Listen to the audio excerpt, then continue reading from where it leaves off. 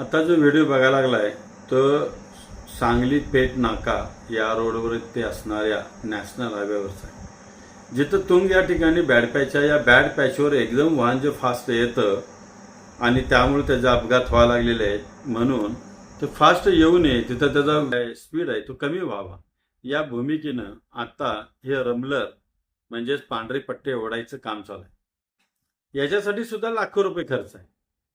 मी एकच सांगतो, PWD नॅशनलनं या शेतकऱ्यांची एक मीटिंग बोलवा.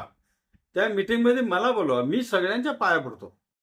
पण कुठंतरी मार्ग काढूया. हे टेम्पररी अशी डागडोगी न काय होणार नाही. तोंडावर पावसाळा आहे, पावसाळ्यात हे काही दिसणार नाही. अचानक वाहनांच्या या वाईट परिणामाला सामोरे जावं लागेल. त्यामुळे रोज एक नवीन विषयाकडून आपल्याला विनंती करतोय, त्या टेम्पररी गोष्टीवर लक्ष देण्यापेक्षा आपण एक प्रॉपर काहीतरी त्याच्यावर तडजोड करूया, एक मार्ग काढूया, एवढीच विनंती करतो. धन्यवाद.